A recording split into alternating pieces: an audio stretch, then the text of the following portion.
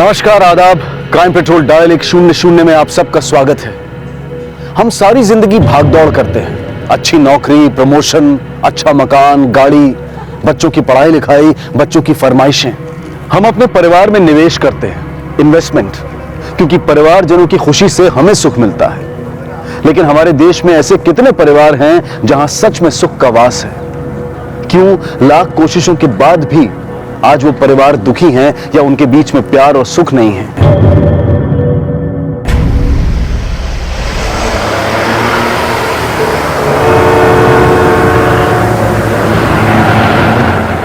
अरे रोको रोको रोको, जब तक मेरी बेटी नहीं आएगी बस आगे नहीं जाएगी। अरे अंकल जाने दे, बस का टाइम हो गया है। अरे भाई रुको ना। अरे मेरी बात सुनो, गाड़ी जाने दो, इतने सारे लोग रुके हुए हैं। तो मुझे भी तो भोपाल जाना है, मेरी बेटी को। साहब भाई रुकना, देखना भाई मेरी बेटी आ जाएगी। ऐसा आप रुको नहीं, वो हमको यहाँ आने के लिए। साहब, ये पागल बेवजह हल्ला मचा रहा है। ये यहाँ पे नौटंकी कर रहा है साहब, पागल है साहब। एक मिनट, नहीं, आप एक सीनियर सिटीजन के साथ बदतमीजी से बात नहीं कर सकते। आप शांति रखिए, मैं बात करता हूँ। अंकल जी, आपके पास टिकट तो होगी? तो मेरी बेटी लेके गई है, उसी के पास है टिकट। साहब ये झूठ बोल रहा है, ये सिर्फ बस को लेट कर रहा है सर। अंकल जी, ऐसा भी तो हो सकता है आपकी बेटी बस नंबर भूल गई होगी, किसी और बस पकड़ के चली गई होगी। नहीं, ऐसा नहीं हो सकता है। वो हमको यही बोली कि यहाँ बस आएगी अभी भोपाल की, तो वो गई मेरे लिए दवाई लाने। आप कितनी देर से वेट कर रहे हैं? मैं करीब 2-3 घंटे से मैं यहाँ खड़ा हूँ। ठीक है, आप हमारे साथ चलिए, हम आपकी बेटी को ढूंढते हैं। एक बार मिल जाए तो दूसरी बस पकड़ के चले जाना। मेरी भी समाज में कुछ इज्जत है, लोग देखेंगे तो क्या बोलेंगे? हमारे साथ पुलिस स्टेशन जाएंगे आप तो आपकी इज्जत चली जाएगी। आपकी जवान बेटी घर नहीं लौटी तो इज्जत नहीं जाएगी। चलिए अजय, सामान लेकर आओ। मेरा सामान ले लो, चलो लेकर आओ इन्हें। चलो ये भी है। चलिए। मगर देखिए लोग क्या बोलेंगे। भाई रुकना बस को है, मैं आ रहा हूँ अभी। चलो भैया बस में बैठे, चलो चलो भाई चलो। इससे पहले कि आप सवाल जवाब करें, मैं बता दूं कि मेरा नाम सुधीर शुक्ला है? शुक्लागंज से तो आप परिचित है ना? जी, यही है लक्ष्मी नारायण शुक्ला मार्ग के पास। और वहां जो शुक्ला निवास है वो मेरा है, और मेरे ही पूर्वजों के नाम पे उस जगह का नाम है शुक्लागंज। मैंने अभी तक आपसे कुछ पूछा ही नहीं, आप प्लीज बैठिए पहले। मैं जानता हूं कि पुलिसिया कार्रवाई क्या होती है, इसलिए मैं बता रहा हूं। देखिए, मैं अपनी बेटी के साथ भोपाल जा रहा था, ऑटो रिक्शा में बस स्टैंड आ रहे थे, उसने मुझे बस अड्डे के पास उतारा, बोले मैं आगे से आपके लिए एक दवाई लेके आता हूं। तब से मैं बस अड्डे पे उसका इंतजार कर रहा हूं, बस छूटने वाली है, वो अभी तक आई नहीं। बस बात इतनी सी है, ये मुझे लाके यहाँ पे बंदी बना दी है। आपकी बेटी के पास मोबाइल है? हाँ, मोबाइल वो सर, मैं इनसे नंबर लेकर ट्राई कर चुका हूँ, लग नहीं रहा है। उस मेडिकल शॉप में पता करो जहाँ दवाई लेने उतरी थी। सर, मैंने इंक्वायरी करवाई, लेकिन उस दुकान के मालिक का कहना है कि उस उम्र की कोई लड़की वहाँ आई नहीं थी। ये कैसे हो सकता है? आपके घर में कोई और भी है या सिर्फ बेटी? हमारी बहू है, बेटा है, लेकिन अभी वो लोग घूमने गए हुए हैं पंचमढ़ी। और ये जो आंचल है, ये भोपाल में नौकरी करती है। मेरे हॉस्पिटलाइजेशन के वक्त में वो यहाँ आ गई थी। अब वो जिद पे अड़ी हुई है कि नहीं, मैं आपको लेकर जाऊंगी। देखिए सर, अगर उनको ढूंढना है तो उनकी फोटो तो लगेगी। फोटो घर पे तो होगी ही फोटो। ठीक है, तुम इन्हें अपने साथ ले जाओ और फोटो भी लेके आओ।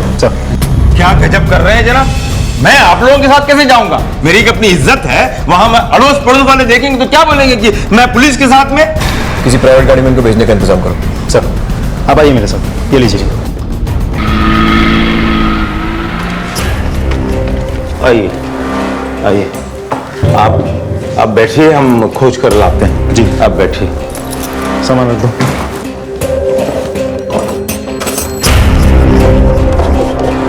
एक मिनट हटो जी, हटो। मैडम जी, क्यों गए मैडम जी?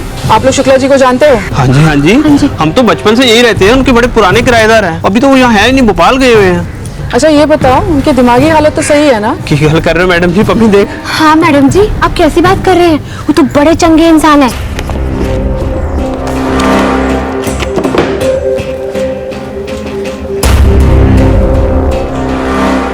ये लीजिए। ये तो बहुत पुरानी फोटो है, कोई नई फोटो नहीं है। अब मेरे पास तो यही है, आजकल तो सारे लोग मोबाइल में अपनी फोटो रखते हैं, और तो कोई है नहीं। तो आपकी बेटी अब भी ऐसी ही दिखती है? जी हाँ, बिल्कुल। उम्र के साथ उसके नाक नक्शे में कोई भी तब्दीली नहीं हुई है, करीब करीब ऐसी ही दिखती है। अच्छा, आपकी बहू और बेटे का नंबर दीजिए। ये लीजिए। ठीक। की गल होगी अंकल जी, दसो तो सही। यार सही, एक आंचल नहीं मिल रही। सुबह मुझे उसने बस अड्डे को छोड़ा कि आप यहाँ रुको, मैं दवा लेके आती, और अभी तक नहीं पता, इतने देर से मैं इंतजार करता रहा। अंकल जी आप पहले पानी पीजिए। अंकल जी तुसी घबराओ मत, सब ठीक हो जाएगा।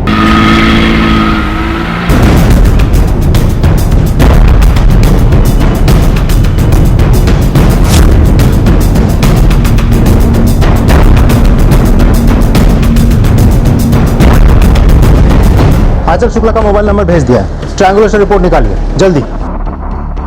सर, आंचल शुक्ला का मोबाइल भोपाल पर रजिस्टर्ड है। भोपाल पुलिस से बात हुई है मेरी, कल तक रिपोर्ट आ जाएगी।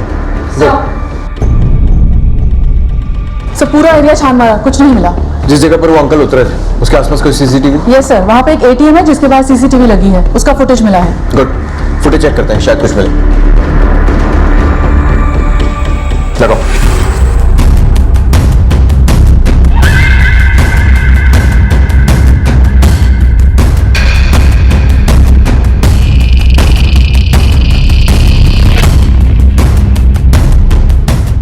बस बस बस, जूम करो।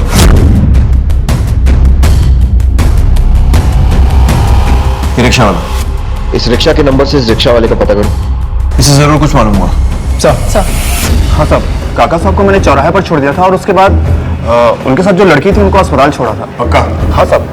ठीक से याद कर, उनके साथ कोई था या फिर कोई पीछा कर रहा था? अच्छे से याद है साहब, वही दोनों थे। और कोई पीछा कर रहा था उनका साहब, ये तो मैंने देखा नहीं साहब। ये फोटो देखो, यही लड़की थी। ये होंगे साहब, इतना ध्यान से तो देखा नहीं। तुम इसी बुजुर्ग की बात कर रहे हो? हाँ साहब, यही काका साहब थे। मेरा मतलब ऐसे ही थे। ठीक है, अभी से जाने मत दो, बेटा करो। साहब मेरी कोई गलती नहीं है साहब, मुझे जाने दीजिए साहब, मेरा धंधा को खोटी मत करो साहब। तेरे क्या क्या धंधे हैं सब पता लगा लेंगे, अभी बाहर बैठ। चल, हॉस्पिटल के आसपास के जो भी सीसीटीवी फुटेज है लेकर आओ। सर,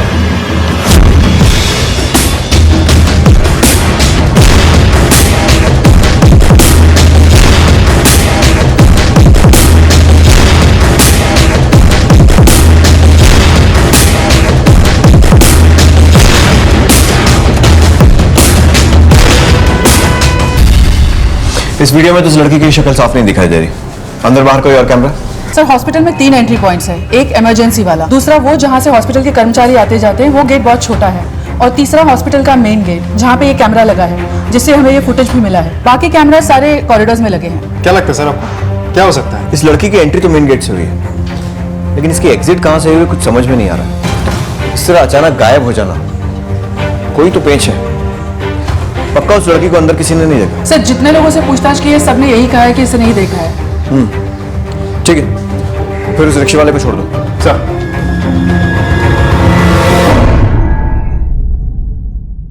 यहाँ पर एक राउंड सोफा होगा और बीच में एक शानदार सा फ्लावर। क्या सुबह सुबह समझा रहे हैं? कौन है आप? नमस्ते अंकल जी, नमस्ते विक्रम। ठीक है, तो ये यहाँ क्या बता रहे हैं? घर दिखा रहा हूँ, हमने घर खरीदा है। और क्या? आप सुधीर शुक्ला है ना? हाँ बिल्कुल। आपके बेटे महेंद्र शुक्ला से खरीदा है हमने। अरे मेरे बेटे महेंद्र से आप कैसे खरीद सकते हैं? ये घर मेरा है। पैसे देकर खरीदा है अंकल जी, ऐसे नहीं खरीदा है। आपने पावर ऑफ अटॉर्नी दी थी उनको, शायद आपको याद नहीं होगा। जब आप हॉस्पिटल गए थे तब उन्होंने मुझे ये घर बेचा है। 5 लाख रुपए दिए थे मैंने टोकन के, और 25 लाख रुपए मैंने तब दिए थे जब आपके हॉस्पिटल का बिल ज्यादा आ गया था। आप बकवास मत कीजिए, लगता है कि सुबह सुबह आप पी कर रहे हैं। खन्ना साहब, ए शर्मा जी, इधर आइए, इधर आइए। फ्रॉड ही निकलेंगे, ऐसे नहीं चलेगा जी। अरे कैसे है? ये घर हमारा है, किसका घर है बताइए? आदेश है हमारे पास। क्यों? अरे ये घुसाया कहता है कि ये घर इसका है। सुनिए मेरी बात सुनिए। किसी के घर में घुस के ना अपना घर नहीं बोलते, शर्म आनी चाहिए आपको। निकलो यहाँ से, निकलो यहाँ से, निकलो यहाँ से।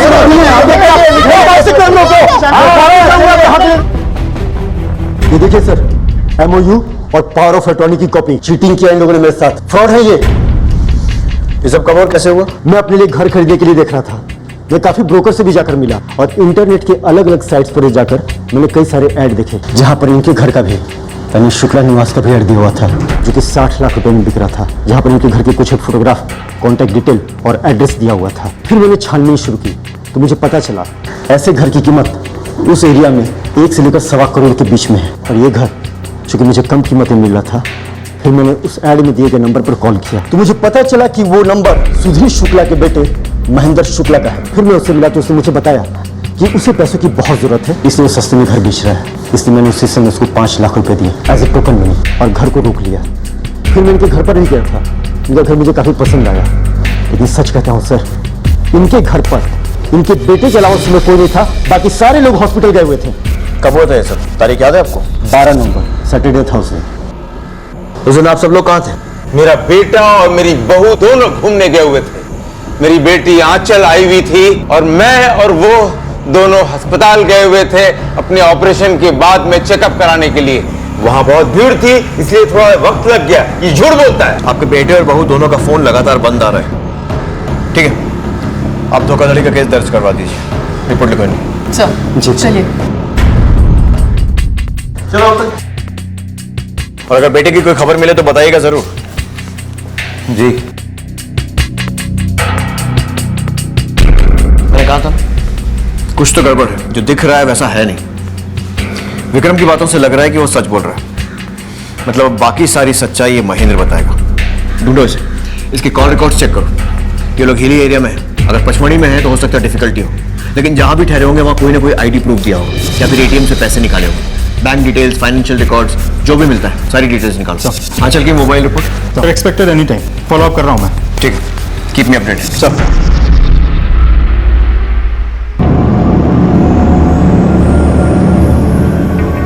कितने पैसे हुए? अंकल जी तो फिर रहने दीजिए, मैं पैसे दे देती हूँ। आप अपना ध्यान रखो अंकल। आप कोई चलो बात नहीं। चलो। आंचल, आंचल आ गई। आंचल, बहू तू? महेंद्र कहाँ? वो उन्हें पुलिस ने पकड़ लिया है। पचमढ़ी घूमने का बोल के इंदौर के होटल में छुपा बैठा था। वाह, वो तो अच्छा हुआ कि तेरे मोबाइल फोन लोकेशन ट्रैक हो गई, वरना सबको यही लगता है कि तू पचमढ़ी में ही है। वैसे इतना बड़ा प्लान बनाने की जरूरत क्या थी? सर मेरा कोई गलत इंटेंशन नहीं था सर। अच्छा, अपने खुद के पिता का घर बिकवा देना बहुत अच्छा इंटेंशन था। ये आप क्या कह रहे हैं? नाटक बंद कर और सब कुछ सच सच बता। अपने बाप के साथ धोखाधड़ी की ना तूने, विक्रम को भी तूने चुना लगाया, और तेरी बहन आंचल कहाँ है वो? इस सब के साथ उसका क्या लेना देना है? सर आप लोग ये क्या कह रहे हैं, मुझे कुछ समझ नहीं आ रहा। सर अब आपसे क्या छुपाए सर? एक्चुअली हमारे मतलब मेरे और मेरी वाइफ के रिलेशन बहुत ख़राब चल रहे थे सर। एक तरफ बाबूजी की बीमारी और दूसरी तरफ नौकरी में इतनी टेंशन थी कि सर हम बहुत परेशान थे सर। तो बाबूजी ने ही बोला कि हम दोनों कुछ दिनों के लिए बाहर घुमाएं। इसलिए पचमढ़ी का बोल के इंदौर के होटल में छुपा हुआ था। किसको बना रहा? नहीं सर, बना नहीं रहे। पैसों की बहुत दिक्कत थी, इसीलिए सोचा कि कहीं दूर जाने से अच्छा है इंदौर में रुकते हैं। इसलिए शहर के बाहर ही एक सस्ते से रिजॉर्ट में एक रूम ले लिया सर और रुक गए। लेकिन सर मेरे पीठ पीछे ये सब कब और कैसे हुआ मुझे कुछ समझ नहीं आ रहा सर। पहले बेटी आंचल का रहस्यमयी परिस्थितियों में गायब हो जाना और फिर बेटे महेंद्र का इतना बड़ा झूठ पकड़े जाना। झूठ झूठ होता है, अच्छा या बुरा नहीं होता है, क्योंकि जब झूठ से पर्दा उठता है तो वो अपनों को दुख ही देता है, सुख नहीं। एक के बाद एक सवाल उठ रहे थे कि क्या सुधीर शुक्ला के बेटे ने सिर्फ झूठ बोलने का ही गुनाह किया था? क्या उसका बोला झूठ सिर्फ यहीं तक सीमित था या फिर उसके झूठ का पुलिंदा खुलना अभी बाकी था? विक्रम को लगाना। सर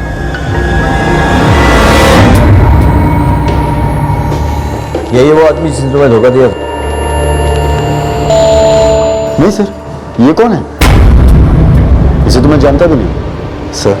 मुझे तो सुधीर शुक्ला के बेटे ने धोखा दिया था। ये वो नहीं है? नहीं। पक्का? पक्का सर। तो कोई गेम तो नहीं खेल रहा है ना? वरना पुलिस को धोखा देने की कोशिश में तू भी अंदर जाएगा। अरे नहीं सर, ये तो वो कोई और ही आदमी है। वो तो कोई और था, वो तो दाढ़ी वाला था, दुबला पतला सा। ठीक है, बाहर वेट करो। जी।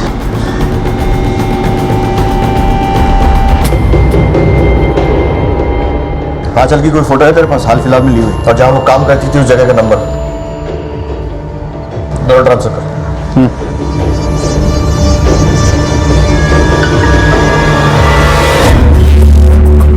तो मत सर, आंचल की ये वाली फोटो सारे पुलिस स्टेशन और हॉस्पिटल्स में भिजवा दो और अपने खबरियों को भी दिखाओ। यस विक्रम, जिस एड को देखकर तुमने सुधीर शुक्ला का मकान खरीदने के लिए महेंद्र को पैसे दिए थे, उसकी सारी डिटेल्स इन्हें दे देना। और वो आदमी महेंद्र बंद का तुमसे मिला था और जिसने डीलिंग की थी, उसकी शक्ल याद है? जी सर। सर आइए मेरे साथ। जी।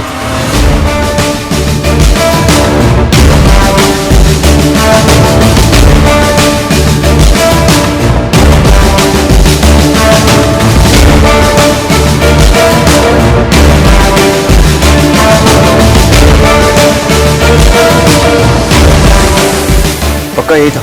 यही है सर। पहचानते हो उसे? नहीं सर। नहीं सर। नहीं सर, मैंने अपनी पूरी जिंदगी में इसे कभी नहीं देखा।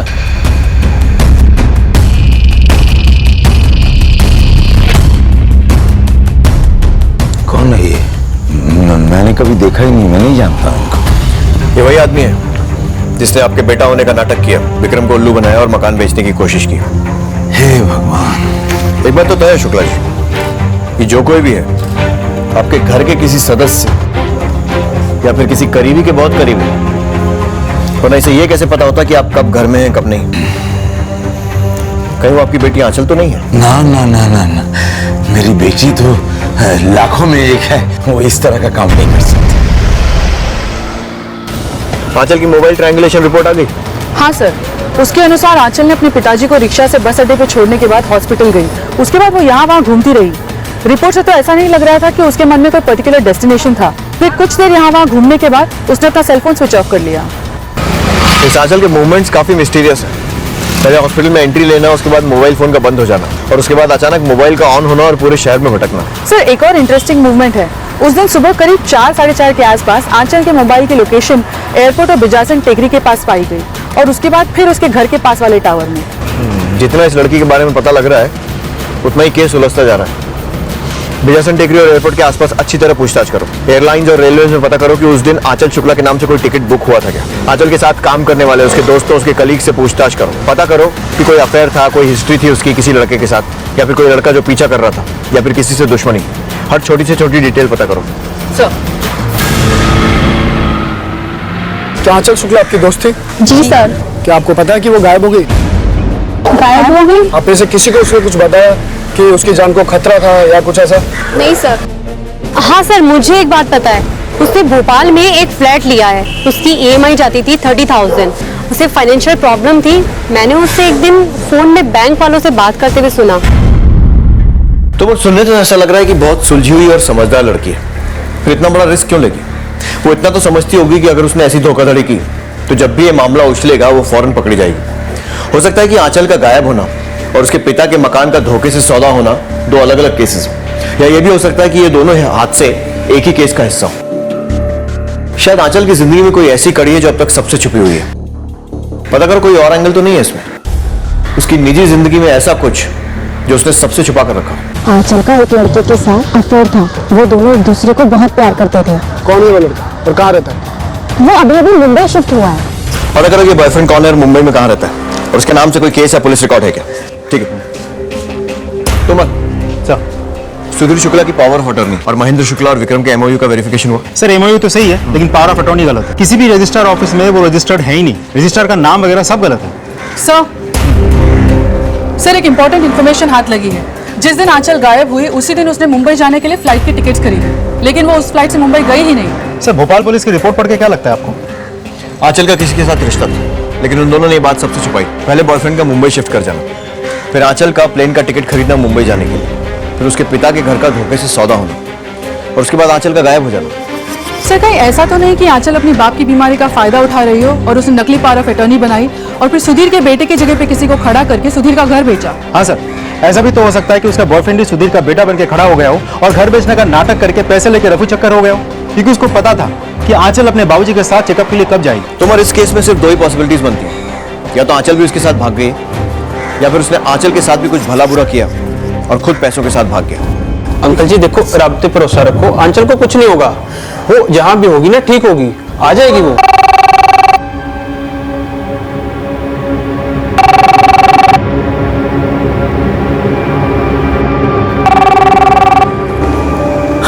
हेलो, हमने तेरी बेटी को किडनैप कर लिया है। जल्दी से 5 लाख रुपए का इंतजाम कर ले, नहीं तो उसे मार डालेंगे, समझा ना? अंकल जी, अंकल जी क्यों है?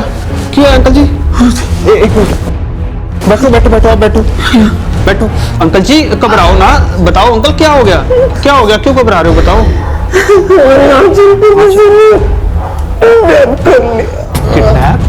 अंदर मेरे पापी जी जल्दी आओ, देखो अंकल जी क्या कह रहे हैं। अंकल आप घबराओ मत। क्या हुआ जी, क्या हुआ? तेरी बहन को किसी ने किडनैप कर लिया। 5 लाख रुपया फिरौती के दूरी को उसकी जान मारने। 5 लाख? 5 लाख। घबराओ नहीं अंकल, हम लोग हैं ना, छुड़ाएंगे उसको, हम मिलकर मेरी बच्ची। हेलो सर जी, मैं सनी बोल रहा हूँ, सुधीर शुक्ला जी का किराएदार। बोलिए। सर जी, आंचल का किडनैप हो गया। क्या? हाँ जी। आपको कैसे मालूम? सर, जब किडनैपर्स का फोन आया तो मैं सुधीर अंकल जी के पास में ही था। किडनैपर्स ने 5 लाख रुपए मांगे और सुधीर अंकल जी को कहा कि 6 बजे पैसे लेके नेहरू गार्डन पहुंच जाना। ठीक है, क्या हुआ सर? आंचल शुक्ला का अपहरण हुआ है और फिरौती की मांग की गई। तुम एक टीम लेकर फौरन सब्जी मंडी के पास वाले नेहरू गार्डन पहुंचो। किडनैपर्स ने सुधीर शुक्ला को वहीं बुलाया। टाइम ज्यादा नहीं है, क्विक सर।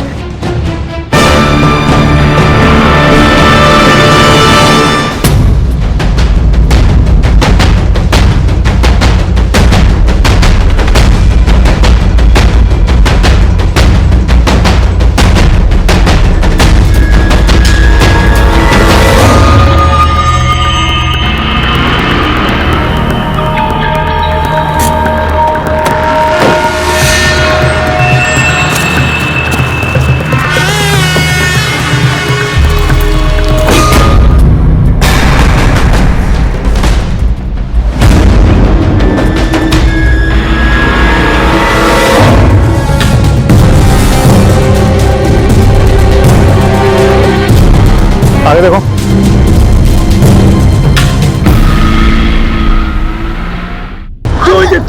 क्या जरूरत थी तुम्हें बोली? अंकल जी, क्या बात है? क्या बात है? देखिए शुक्ला जी, इन दोनों ने जो किया है बिल्कुल ठीक किया है। पुलिस को सही जानकारी देना एक जिम्मेदार नागरिक और अच्छे पड़ोसी का कर्तव्य है और उसमें आपका ही भला है। लेकिन आप हमसे बातें छुपाकर गलत कर रहे हैं। आप जानते हैं वो लोग कौन है? और आप जानते हैं कि 2 दिन से जो लड़की गायब है वो कौन है? वो मेरी एक जवान बेटी है, वो सुधीर शुक्ला की बेटी है। हमारे खानदान की इज्जत, मान, मर्यादा सब मिट्टी में मिल गई। हम समाज वाले को क्या मुंह दिखाएंगे बताइए? आप हमारी बेटी पे इल्जाम लगा रहे थे। अंकल जी, मेरी बात सुनिए। अच्छा माफी दे दीजिए। आप उसको इल्जाम लगा रहे थे। आंचल मिल जाएगी, प्लीज सब। काफी चिंता है आपको शुक्ला जी और आंचल की। क्यों नहीं होगी सर जी? मेरे डैडी के बहुत पुराने दोस्त हैं अंकल जी, और इनके तो इतने एहसान है हमारे परिवार पर। अंकल जी के लिए ना जान भी हाजिर है। लेकिन आप ऐसे क्यों पूछ रहे सर? नहीं, ऐसे ही ध्यान रखिएगा उनका। हाँ जी सर जी, हम तो हैं ही। मुझे इन दोनों पति पत्नी की पूरी रिपोर्ट चाहिए। सर,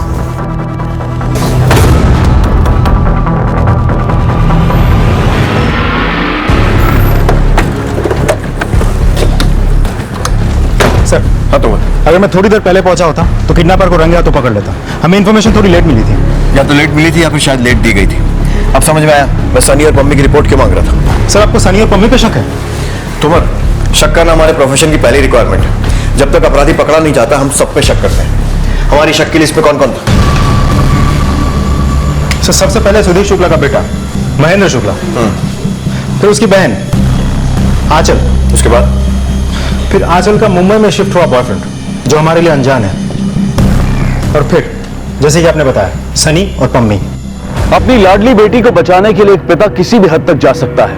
अपनी जीवन भर की कमाई, अपने घर, किसी भी चीज को दांव पर लगा सकता है।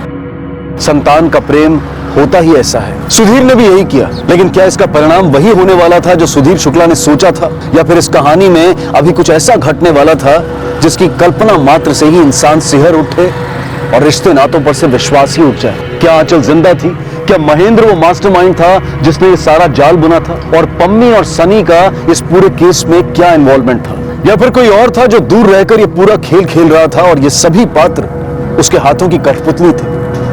इंदौर पुलिस ने इन सवालों के जवाब ढूंढने के लिए अलग अलग संभावनाओं को टटोलना शुरू किया। और अब धोखाधड़ी से मकान बेचने के इस केस में नया एंगल आया, किडनैपिंग का।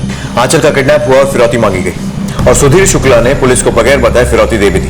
सबूत सामने है। जिस किसी ने भी मकान बेचने की साजिश की है वो जरूर कोई अंदर का आदमी है। लेकिन ये किडनैपिंग का मामला कोई भी हो सकता है। सर, क्या दोनों क्राइम्स एक ही आदमी नहीं कर सकता? कर भी सकता है और नहीं भी। हो सकता है कि ये दोनों मामले आपस में जुड़े हुए हो, या फिर शायद इनका आपस में कोई लेना देना ही ना हो। सर, अगर ये दोनों क्राइम्स एक ही आदमी ने किया है तो कौन हो सकता है? कौन?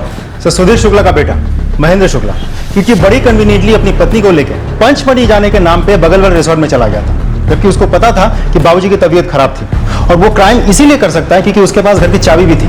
उसको ये भी पता था कि बाबूजी चेकअप के लिए कब जाते हैं कब आते हैं, या फिर किसी आदमी को महेंद्र बना के वो घर पे भेजा होगा, या फिर पम्मी और सनी, क्योंकि उन्होंने किडनैपिंग की इन्फॉर्मेशन हमें लेट दी थी। Let's start. तुम महेंद्र के ऑफिस, उसके कलीग्स, उसके दोस्तों से पूछताछ करो। अनीता, पम्मी और सनी, इनकी सारी रिपोर्ट्स निकालो। सर। और आंचल, उस पर भी तो शक है। बिल्कुल, हो सकता है कि ये पूरा नाटक हो, एक बहुत अच्छी तरह सोची समझी गई साजिश। पर सर, अगर आंचल का सच में किडनैप हुआ हो तो हमें आंचल को छुड़ाना होगा, उसकी जान को नुकसान पहुंचे उससे पहले। बट आई एम श्योर कि किडनैपर कोई ना कोई सबूत तो जरूर छोड़ेगा। तो इंटरनेट पर जो सुधीर शुक्ला के घर बेचने का ऐड आया था, वो किसने कहां से अपलोड किया था? साइबर सेल की रिपोर्ट आई? सर अब तक रिपोर्ट आ गई होगी, मैं मेल चेक करके बताता हूँ। चेक कर।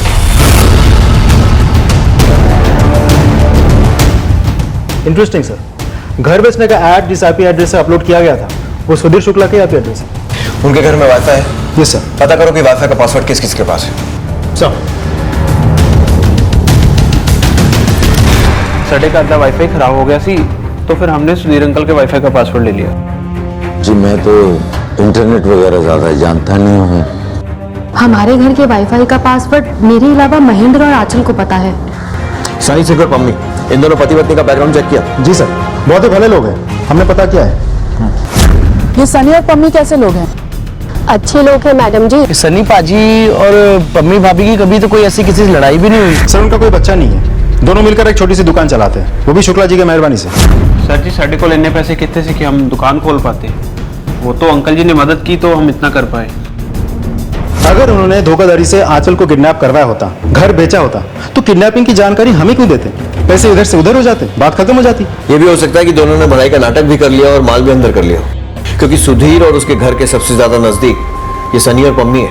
इनके फाइनेंशियल रिकॉर्ड्स निकलवाओ। सब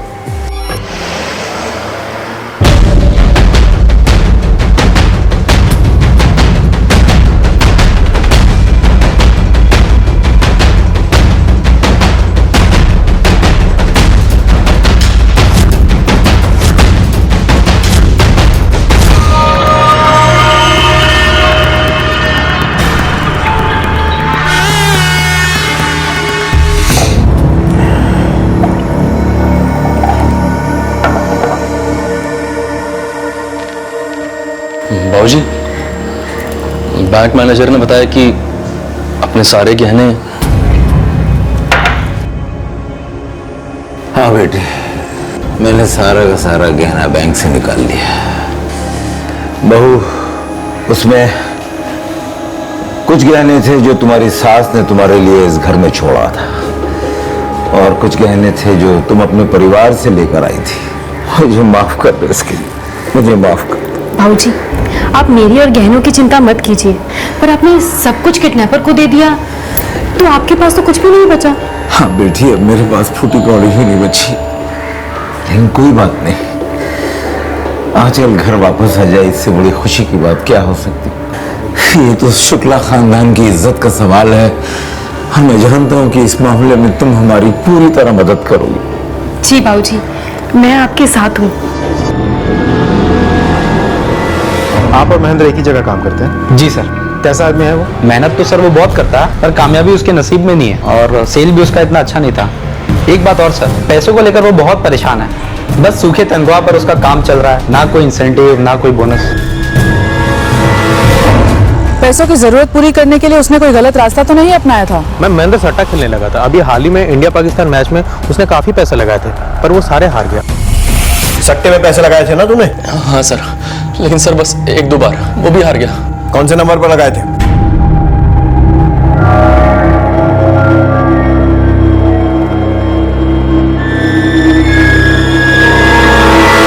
नहीं सर, नंबर तो आउट ऑफ ऑर्डर है। इस नंबर की डिटेल्स निकालो। सर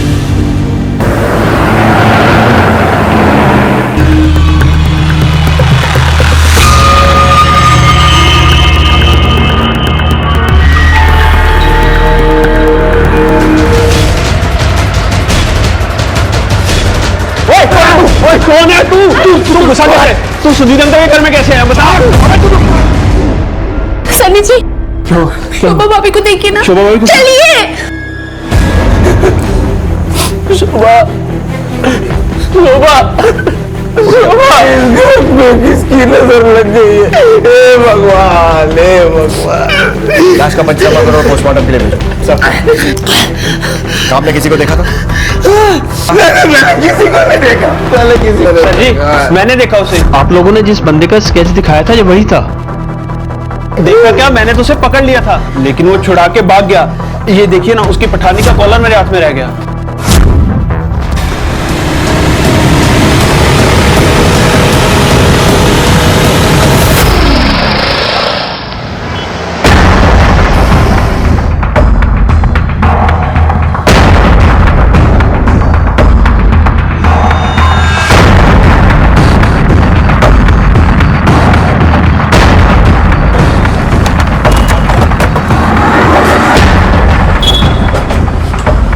सुनिए जरा।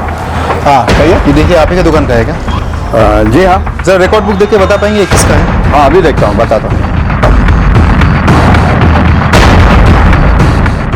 अरे जमाल का है। ये जमाल कौन है? अरे चर्ची है, नया नया काम पे लगा है, बड़ौली गांव में रहता है। अगर आप वहां जाके पूछेंगे तो कोई भी बता देगा आपको। सर मुझे टेलर की दुकान से जमाल का एड्रेस मिल गया है, मैं वहीं जा रहा हूँ। ठीक है, लेकर आओ जमाल को। सर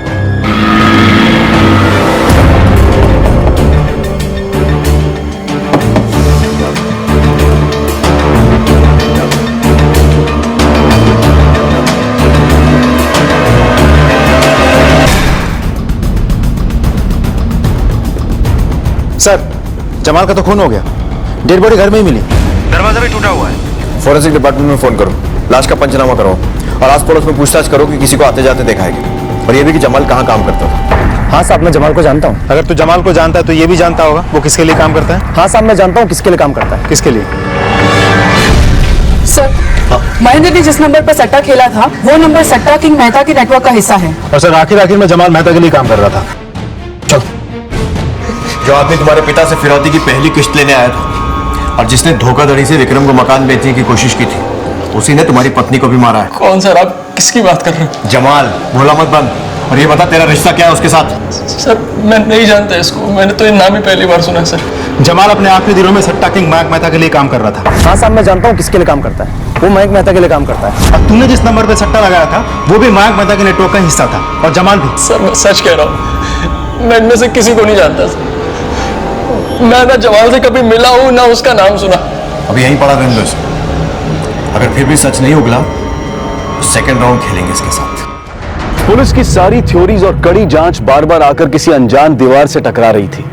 पुलिस के शक के घेरे में सुधीर का सट्टेबाज बेटा महेंद्र और रहस्यमय तरीके से गायब हुई बेटी आंचल के अलावा उनके किराएदार सनी और पम्मी भी थे। लेकिन पुलिस के पास ऐसा कोई भी सूत्र या पुख्ता सुराग नहीं था जिसकी बिना पर वो अपराधी के गिरेबान तक पहुंच सके। और ऐसे में इंदौर पुलिस को एक ऐसी खबर मिली जिसने इस तहकीकात का रुख ही बदल दिया। सर हाँ तो अभी अभी खबर आई है कि आंचल का नंबर विजयनगर के पास स्विच ऑन हुआ है। हमने उस नंबर को ट्रैक किया है, अभी वो नंबर विजयनगर के किसी आदमी के पास है। लेकर आओ उसे। चल। ये मोबाइल से आप मुझे आज सुबह चंदर ने बेचा। ये चंदर कौन है? मेरे पड़ोस में रहता है, ऑटो ड्राइवर है। हाँ साहब, काका साहब को मैंने चौराहे पर छोड़ दिया था और उसके बाद पर साहब वो मोबाइल तो मेरे रिक्शे की सीट के पीछे मिली थी साहब। मुझे लगा कोई भूल गया है। साहब गरीब आदमी हो, पैसे की जरूरत रहती है हमेशा, इसलिए मैंने वो मोबाइल बेच दिया था साहब। तूने इस लड़की को सिटी हॉस्पिटल के पास छोड़ा था ना? जी। तो तेरे दिमाग में इतना नहीं आया कि वो मोबाइल हमको लाके दे दे क्योंकि हम उस लड़की को ढूंढ रहे हैं? बड़ी डेयरिंग है तेरे में। नहीं साहब, ऐसा नहीं है। ये फोटो देख जरा, ये वही लड़की है ना जो अपने पापा के साथ तेरे ऑटो में आके बैठी थी? नहीं साहब। ठीक है, बाहर जाकर बैठ थोड़ी देर। अगर ये वो लड़की नहीं है तो फिर वो लड़की कौन थी? और सुधीर को दूसरी लड़की लाने की जरूरत क्या पड़ी? हमारी इंफॉर्मेशन के हिसाब से वो सुबह सुबह बिजासन गई थी ना? Yes sir. सुधीर के घर के आसपास जो ऑटो स्टैंड है वहां पे पूछताछ करो। इतनी सुबह वही ऑटो वाले ऑटो लगाते हैं जो वहां के रेगुलर। Yes sir. इस लड़की को देखा है? नहीं मैडम। ठीक से देखो, तुम्हारे रिक्शा में बैठी थी कभी? नहीं नहीं। हाँ सर, मैंने इस लड़की को और उसके बाबूजी को वहाँ बीजासन टेकरी पे छोड़ा था। अच्छा, और हाँ सर, वो कुछ वहाँ पे मंदिर जाने की बात बोल रहे थे। ठीक है, जा सकते हो। जी सर। तोमर, सुधीर और आंचल की फोटो बीजासन पर दिखाकर पूछताछ करो। साहब, इस आदमी को देखा है? हाँ साहब, उसको बीजासन टेकरी से मैंने शुक्लागंज छोड़ा था अकेले। अकेले? हाँ साहब। साथ में कोई नहीं था? नहीं साहब। ये फोटो देखो, ये नहीं थी साथ में? नहीं साहब, वो अकेले ही थे।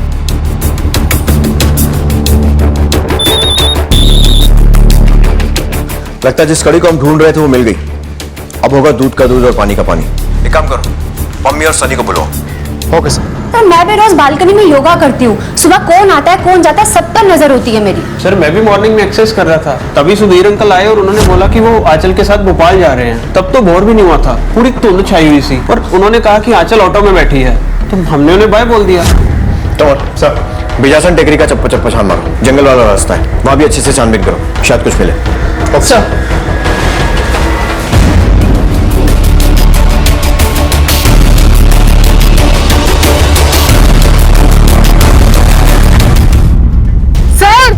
यहाँ आइए सर, ये देखिए।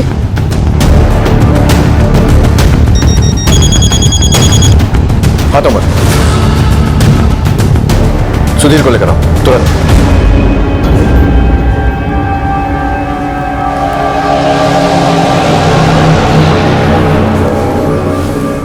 मुबारक हो शुक्ला जी। मैंने कहा शुक्ला जी मुबारक हो, आपकी बेटी मिल गई। अरे आपको तो खुश होना चाहिए, इतना सदमे में क्यों लग रहे हैं? नहीं, मैं खुश हूं। मैं आंचल को लेके आओ।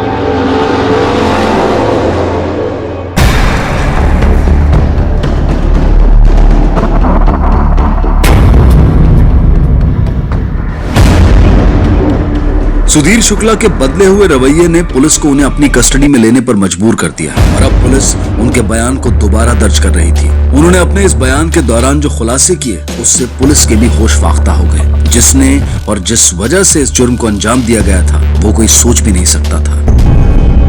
सर, सट्टा खेलने की बहुत बुरी लत मुझे लग गई थी। सट्टा खेले बगैर मुझे चैन नहीं पड़ता था। यूं कहूं तो एक साइकोलॉजिकल प्रॉब्लम मुझे हो गई थी। मैंने बहुत रुपया सट्टे में डाल दिया, उसके बाद तो मैं उधारी पे सट्टा खेलने लगा। सट्टाबाज जो है वो कभी किसी को बख्शते नहीं है, वो मेरे पीछे पड़ गए। एक तरफ तो सट्टाबाजों का प्रेशर, दूसरे मेरे सर पे कर्जे का बोझ। मेरी समझ में नहीं आया कि क्या करूं। मैं इतना परेशान हुआ, मुझे हार्ट अटैक आ गया। मैं अस्पताल में भर्ती हुआ। मेरी बेटी आंचल भोपाल से अपनी नौकरी से छुट्टी लेकर आ गई अस्पताल में मेरी देखभाल करने। उसने मेरी बहुत देखभाल की। मैं थोड़ा ठीक हुआ, घर वापस आया। उसके बाद मैं क्या करता? फिर मैंने सट्टा खेलना शुरू कर दिया। और वही सट्टाबाजों के पास मेरी मुलाकात हुई एक आदमी जमाल से, और वो पहचान जो है दोस्ती में बदल गई। वो मुझे तरह तरह की राय देता, वो मुझे कहता कि पैसा कैसे कमाया जाता। फिर एक दिन उसने मुझे बोला कि एक पावर ऑफ अटर्नी बनाओ, और उसने बोला किस तरह से कैसे लोगों को चूना लगाया जाए और उन पैसों से मैं अपना कर्जा चुका दूं। मेरी बेटी फिर वापस आ गई। मैंने बहुत कोशिश की कि उससे मैं ये बातों को छिपा के रख, लेकिन किस्मत खराब है। एक दिन उसने सुन लिया कि मैं सट्टा भी खेलता हूँ और लोगों को लूट भी रहा हूं।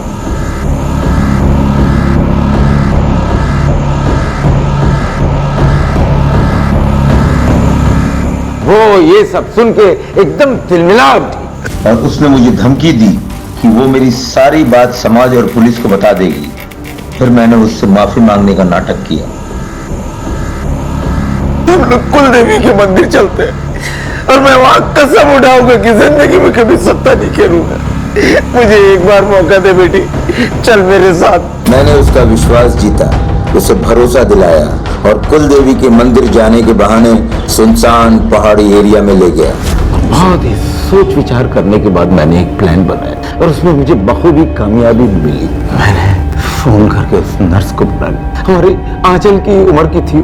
मैंने उससे कहा मुझे भोपाल जाना है अपनी आंचल के क्या तुम मुझे बस अड्डा तक छोड़ दोगी? वो सुबह सुबह ही आ गई। मैंने अपने पड़ोसियों को बुलाया, सनी और पम्मी को। उनसे मैंने कहा कि मैं आंचल को लेकर भोपाल जा रहा हूँ। किसी को शक नहीं हुआ कि ऑटो रिक्शा में कौन बैठा हुआ है। मैं ऑटो लेकर निकल गया। चौराहे पे आकर मैं जब उतरा तो मैंने ऑटो रिक्शा के सीट के पीछे की तरफ आंचल का मोबाइल डाल दिया ताकि हर एक उलझन में उलझ जाए। नर्स हॉस्पिटल चली गई। मैंने खुद अपराध के शिकार होने का बहाना बनाया। किसी को पता नहीं चला।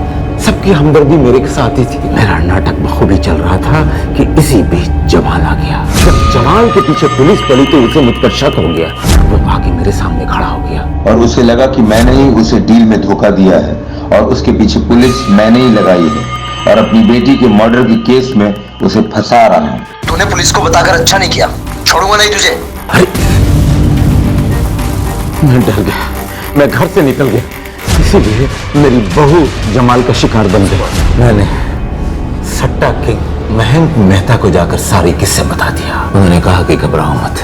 अपने आदमियों को भेज के उन्होंने जमाल का काम तमाम कर दिया। मेरे पास अपनी इज्जत और बुढ़ापे में जीने का सिर्फ एक ही तरीका था। मैंने अपनी बेटी मेहंदर जिगर के टुकड़े सर पे सारा दोष मोड़ दिया। मैं पापी हूँ, मैं धोखेबाज हूँ, मैं खूनी हूँ। इंस्पेक्टर साहब मुझे सजा दीजिए, मुझे सजा दीजिए इंस्पेक्टर। सिर्फ अपने परिवार के सुखद भविष्य के लिए निवेश करने से हम अपने बच्चों की जिंदगी और उनकी किस्मत को खरीद नहीं सकते हैं।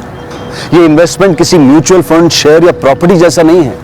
ये इन्वेस्टमेंट हम अपनों के लिए करते हैं और बदले में सुख और खुशी पाते हैं। गौरतलब बात यह है कि सुधीर शुक्ला को सट्टेबाजी की लत थी, नशा था और इज्जत का गुरूर था, और इसी सट्टेबाजी की मोह और गुरूर में अपनी बेटी का कत्ल कर दिया, बेटे को कानून की गिरफ्त में फंसा दिया और अपनी जान बचाने के लिए बहू को कुर्बान कर दिया। और एक शिकारी होने के बावजूद शिकार होने यानी कि विक्टिम होने का नाटक करके सहानुभूति बटोरता रहा। लेकिन तारीफ करनी होगी इंदौर पुलिस की, जिन्होंने इतनी चालाकी से बुने हुए जाल को खोल दिया और इतने खतरनाक षड्यंत्र का पर्दाफाश किया।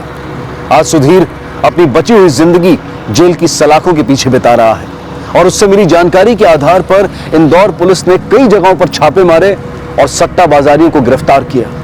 और अब सट्टे की इस रोकथाम के लिए कई प्रभावी कदम उठाए जा रहे हैं। देखते हैं हमारे आज के एपिसोड की दूसरी कहानी। अरे हाँ यार, वो क्यूट सा लड़का पता है आज भी मुझे घूर रहा था। पर यार वो कितना भी क्यूट क्यों ना हो, I don't have time for all this. IAS जो बनना है, और भैया भाभी से प्रॉमिस भी तो किया है ना। अरे ये टीवी क्यों नहीं चल रही है? बहू पानी ला दे रहा, दवा खानी है। ये लड़की भी ना एक दिन हार्ट अटैक करा के रहेगी। अच्छा सुना, हे भगवान, मामा को कॉल आ रहा है। तो रुका, मैं तुझसे बाद में बात करती हूँ। हेलो, हाँ माँ। अर्पिता कहाँ है तू? वक्त देखा है कितना बज रहा है? अरे माँ बस आ गई, आगे कॉलोनी के गेट पे हूँ। ठीक है फटाफट आ जा। वो 5 मिनट में आ रही है। और वो तुम्हारा लेट लतीफ पति कहाँ है? माँ उनको आज ऑफिस में लेट हो जाएगा। हाँ बोल।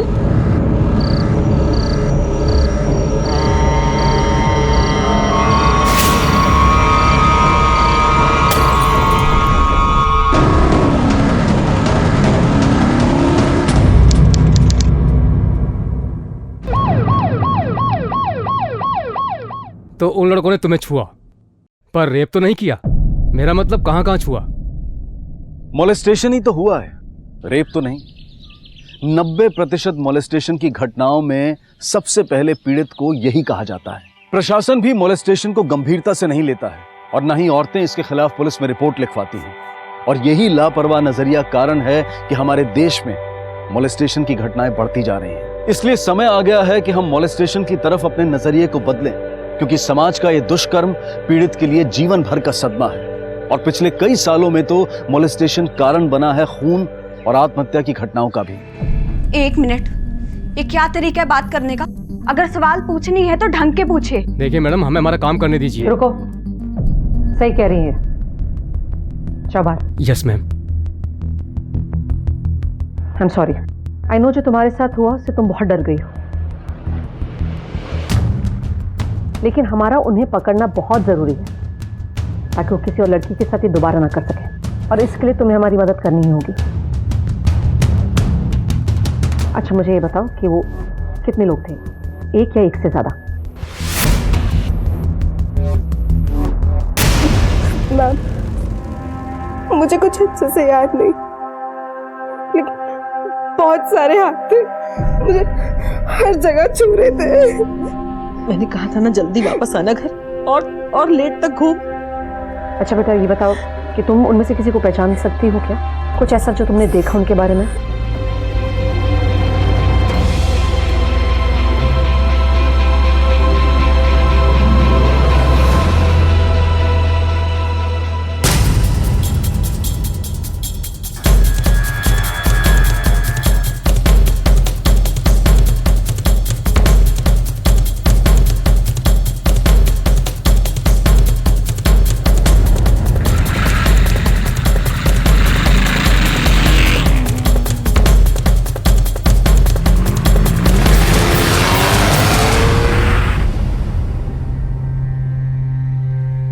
तीसरा किस्सा हो गया है, हद हो गई।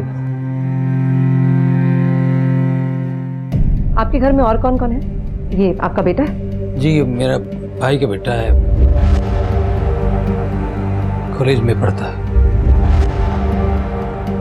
यही रहता है? नहीं, हॉस्टल में रहता है, छुट्टी में आता है कभी। अर्पिता,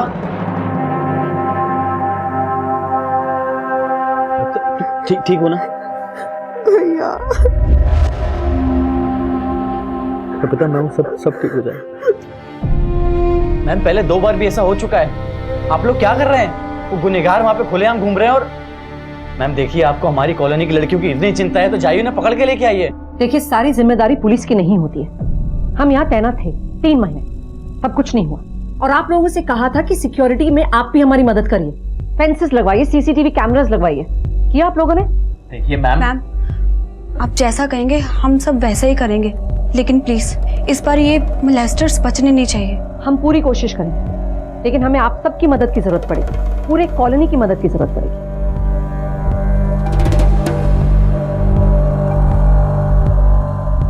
और बेटा स्पेशली हमें आपकी मदद की जरूरत पड़ेगी।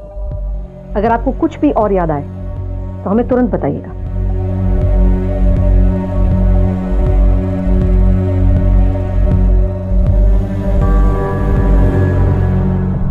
आप लोगों में से किसी ने कुछ सुना या देखा? नहीं।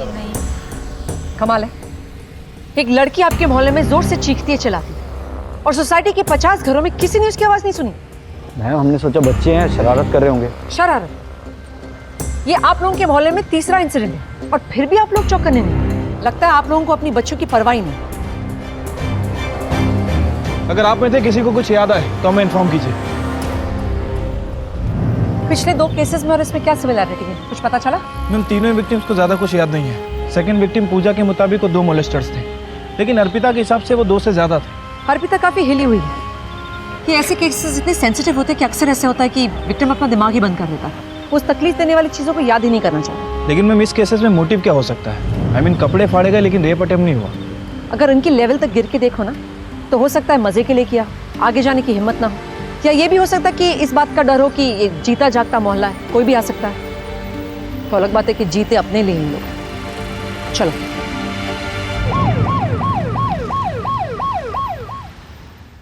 बहुत डर गई है वो, नींद की दवाई देकर उसे सुला दिया। श्रेया बेटा तुम दोनों घर चली जाओ, ठीक है? मम्मी जी आज हम यहीं रुक जाते हैं। मुझे पुलिस वालों पे कोई भरोसा नहीं है। ये हमारी कॉलोनी है, हमारा परिवार है, इसकी सुरक्षा की जिम्मेदारी भी हमको ही लेनी होगी। आज से हम में से कोई ना कोई फ्रंट और बैक गेट को गार्ड करेगा। लेकिन ऐसा कब तक कर पाएंगे? वो तो करना पड़ेगा। इतना टाइम किसके पास है? अरे टाइम नहीं है तो टाइम निकालना पड़ेगा। इनकी जगह आपकी बेटी होती तो। बिल्कुल अरे ठीक बात है, चुप हो जाओ यार। ये आपस में लड़ने का समय नहीं है, और इस कॉलोनी की सभी बच्चियां हमारी बेटियों के जैसी हैं, और ये कॉलोनी नहीं एक परिवार है, इसलिए हम सब आपस में मिलजुल कर बारी बारी से पहरा देंगे।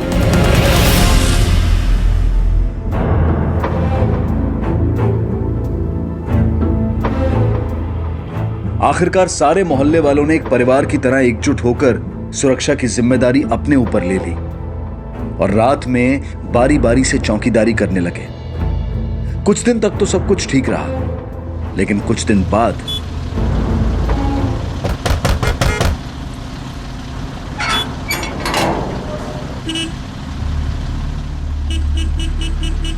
भैया जितना लेट? हाँ भैया, वो हमारा बास्केटबॉल का मैच है ना, तो उसकी प्रैक्टिस थी।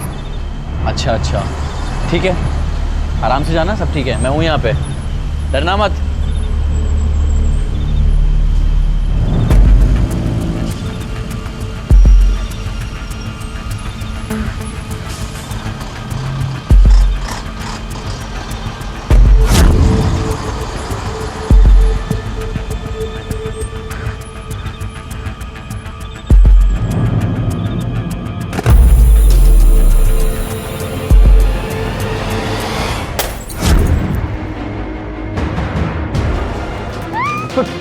ठीक ना परी, ध्यान रखो, मैं आता हूँ, एक मिनट। अरे क्या हुआ? अरे क्या हुआ? कौन था?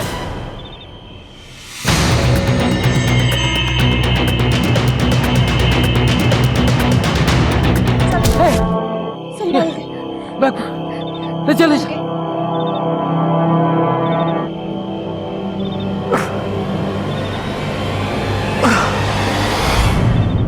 देखो, मैं जानती हूँ तुम पेन में हो, लेकिन तुम्हें अपने दिमाग पर जोर डालना ही होगा।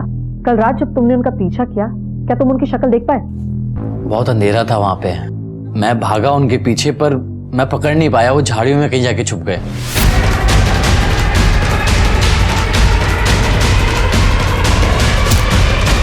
अचानक से मेरे सर पे किसी ने मार दिया, मैं बेहोश हो गया, मुझे 2 मिनट तक समझ में नहीं आया कुछ। मैंने मना किया था कि ये पहरेदारी मत करो, लेकिन मेरी इस घर में सुनता ही कौन है?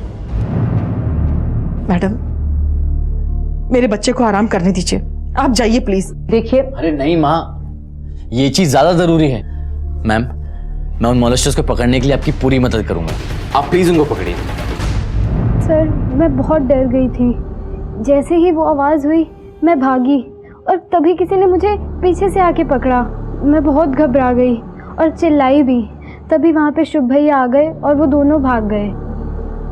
देखो बेटा, घबराने की कोई जरूरत नहीं है, हम आपकी पूरी मदद करेंगे। You are a brave girl, okay?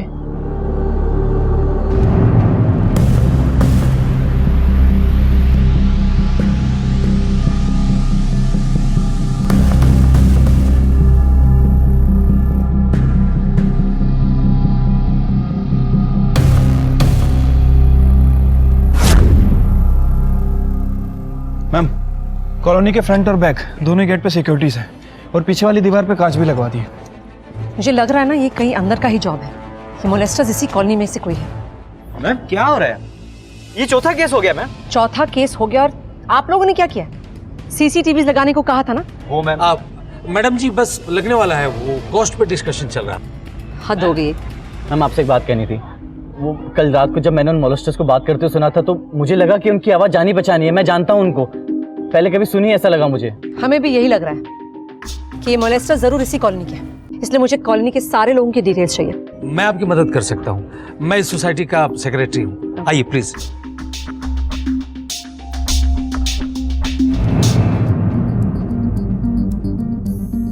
Ma'am, उस कॉलोनी के बाहर एक सीसीटीवी कैमरा था, ये उसी के फुटेज है। प्ले करो।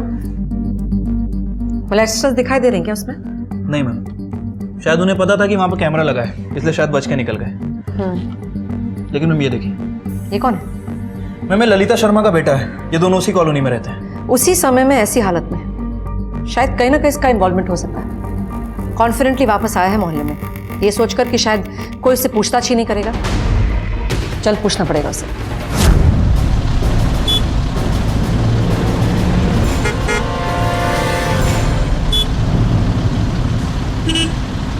मेरा बेटा? आप मेरे बेटे पर इतना गंदा इल्जाम लगा रही है मैम? ये कॉलोनी हमारे परिवार की तरह है, 20 साल से रह रहे हैं हम यहाँ पर, और 3 साल पहले जब मेरे हस्बैंड की डेथ हुई थी, तब इन्हीं लोगों ने सपोर्ट किया था मुझे और मेरे बेटे को, तो वो ऐसा क्यों करेगा? बड़ा अच्छा लगा सुन के कि आप एक परिवार की तरह रहते हैं, लेकिन अगर आपके बेटे ने कुछ किया नहीं तो आप घबरा क्यों रही हैं? उसे बुलाइए, मुझे बात करनी है उससे। तन्मय,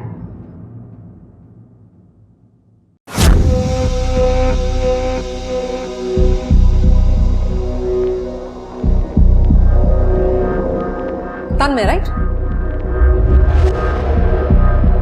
क्या तुम मुझे बता सकते हो तन्मय कि जिस रात शुभ और परी पे अटैक हुआ तुम कहाँ थे?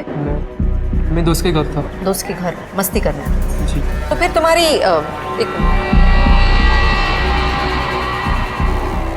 ये हालत कैसे हुई? जी हाँ, हमारी लड़ाई हुई थी। लड़ाई? जब आपका बेटा घर आया इस हालत में आपको शॉक नहीं लगा? जी मैम, मैं उस रात घर पर नहीं थी, मैं शुभ के यहाँ गई थी। उसके सर पर बहुत चोट लगी थी। उसकी माँ और मैं बहुत करीब हैं और साथ साथ में सत्संग भी जाते हैं। लेकिन कुछ भी हो मैम, मेरा बेटा ऐसा नहीं कर सकता। मैम पता चल जाएगा। अपने दोस्त को क्या नाम बताया था तुमने इसका? विकी। उसको जरा फोन लगा। मैम वो भी ट्यूशन में होगा। जहाँ भी होगा फोन लगा उसे अभी।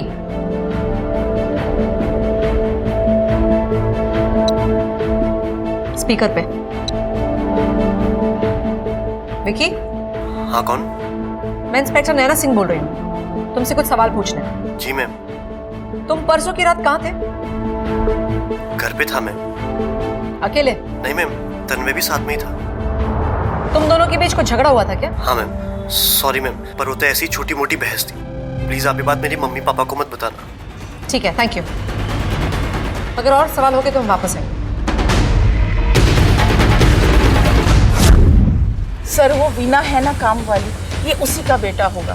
पूरा दिन यहाँ वहाँ ताका झांकी करता रहता है। उसका क्या काम है इस कॉलोनी में?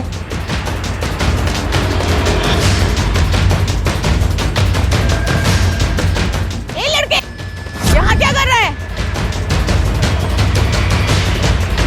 40 साल का जवान, शादी नहीं की उसने। कॉलोनी की किसी भी औरत को जाता देखकर अपने कपड़े उतारकर खड़ा हो जाता है। बड़ा ही बेशरम आदमी है।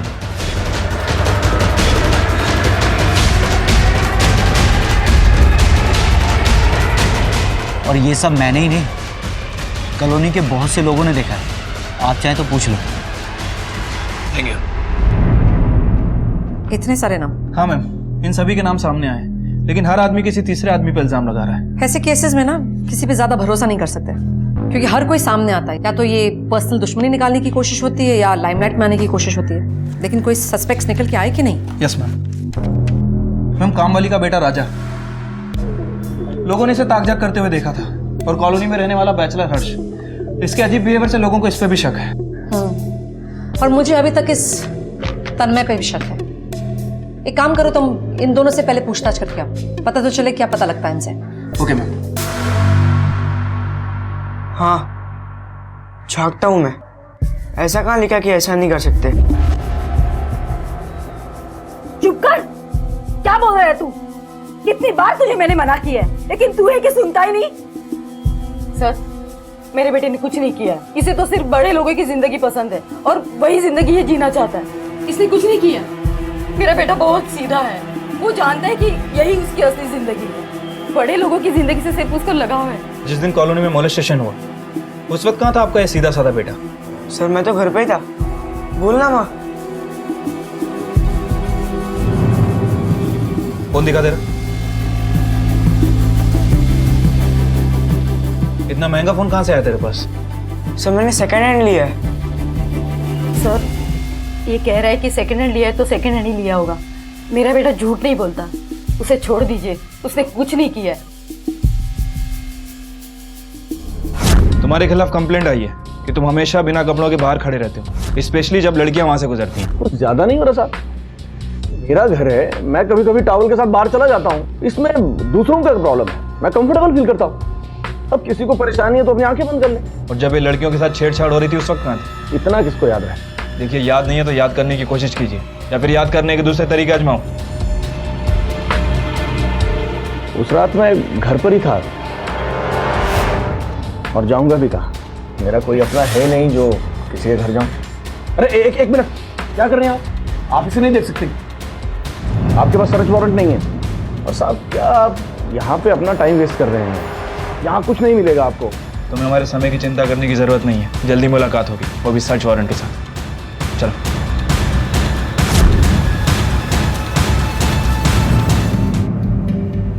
सचिन, कच्चा चिट्ठा निकालो इसका। मुझे लग रहा है हमसे जरूर कुछ ना कुछ छुपा रहा है। जी सर।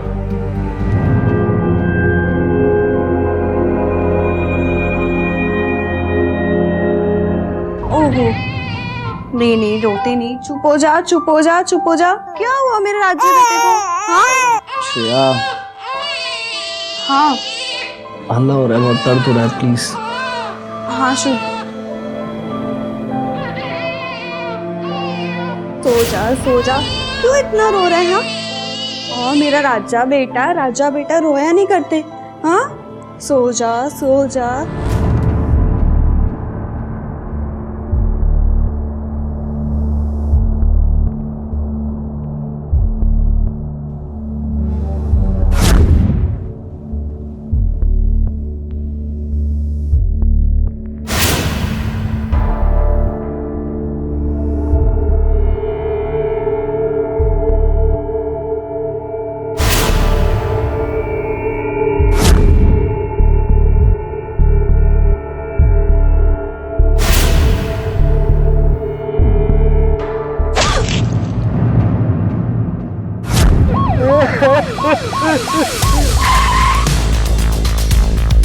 हटिए।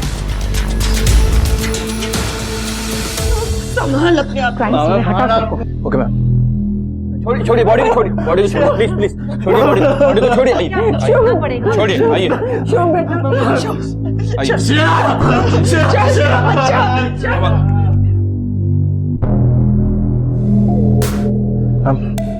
आस पास देखकर लग रहा है कि पूरी फैमिली के फिंगरप्रिंट होंगे।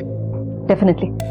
फिर भी बॉडी को अच्छे से चेक करो, पोस्टमार्टम के लिए भेजो, और आसपास भी देखो कोई और सुराग मिलता है क्या। Okay ma'am.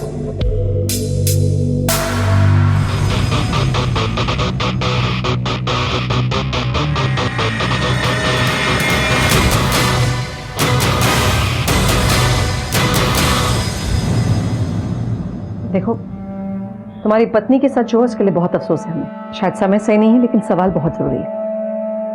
क्या तुम हमारे सवालों का जवाब दे सकोगे? तुमने आखिरी बार अपनी बीवी को कब देखा था?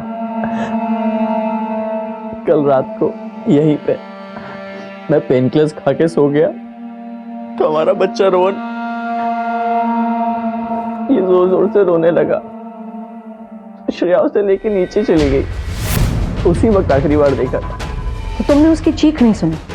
पेन किलर्स का असर इतना गहरा था कि मैं बहुत गहरी नींद में था। मैंने पेन किलर्स ही नहीं खाई होती तो आज मैं जिंदा हूं।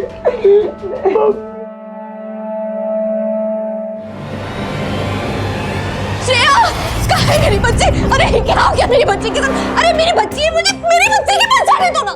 श्रेया कहाँ है सब लोग? इधर आओ तुम। क्या किया मेरी बच्ची के साथ तुमने? बताओ, तुम मेरी बच्ची के साथ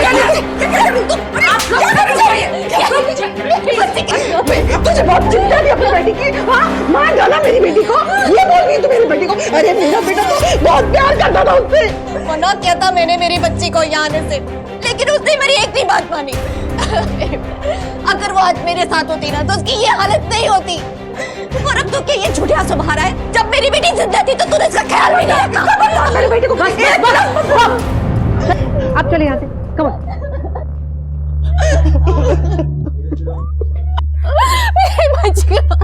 मेरी बच्ची आने वाली।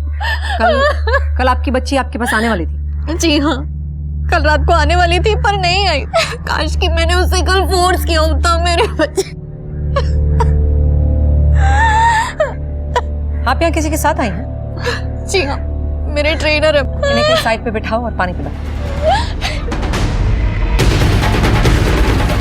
ये बार बार कल रात की बात कर रही हैं। हाँ मैम, और बार बार शुभ पर भी इल्जाम लगा रही है। इनके बीच डेफिनेटली कुछ हुआ है, मगर क्या? एनीवे तुम्हें क्राइम सीन से कुछ मिला? नहीं मैम, देखकर तो ऐसा लग रहा है कि मर्डर चाकू से हुआ है। बॉडी पे बहुत सारे चाकू के घाव भी हैं, लेकिन मैम जिस तरह से विक्टिम के कपड़े फाड़े गए, सेम मोलेस्टेशन केस में उन लड़कियों के फाड़े गए थे। हो सकता है ये काम मॉलेस्टर्स का ही हो, या ये भी हो सकता है कि हमें गुमराह करने की कोशिश की जा रही है। हो सकता है मैम, क्योंकि मॉलेस्टर मर्डर तक क्यों पहुंचेगी? पहुंचने के लिए पहुंच भी सकता है, शुभ से बदला लेने के लिए। आखिर परसों शुभ ने पकड़ने की कोशिश की थी ना उन्हें। इस केस को फास्ट फॉरवर्ड पे डालो। अगर वो मॉलेस्टर्स उसी मोहल्ले के हैं तो वो मोहल्ले वाले अभी भी खतरे में। हमें जल्द से जल्द पता लगवाना है कि मॉलेस्टेशन और मर्डर में कनेक्शन है या नहीं। सबको पकड़ना जरूरी है जल्द। तब तक तुम ऐसा करो कि तुम आसपास पूछो किसी ने कुछ देखा तो नहीं कल रात का स्पेशल। Okay ma'am. पहले मॉलेस्टेशन फिर मर्डर। कहने को तो विकास एनक्लेव सोसाइटी एक सेफ सोसाइटी थी, सब लोग एक घर परिवार की तरह से रहते थे, लेकिन ये घर का भेदी कौन था?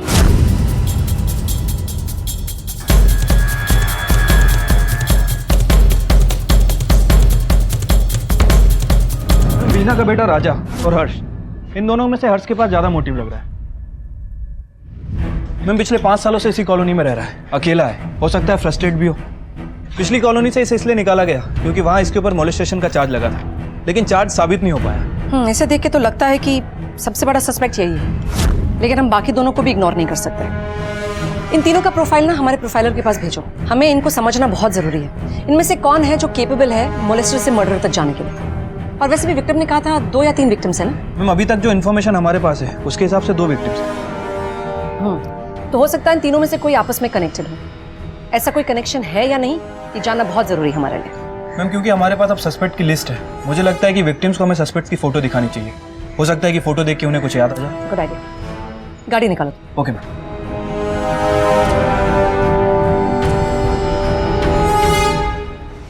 बेशरम आदमी, तेरी लड़ाई मुझसे थी, मेरे से बहस थी।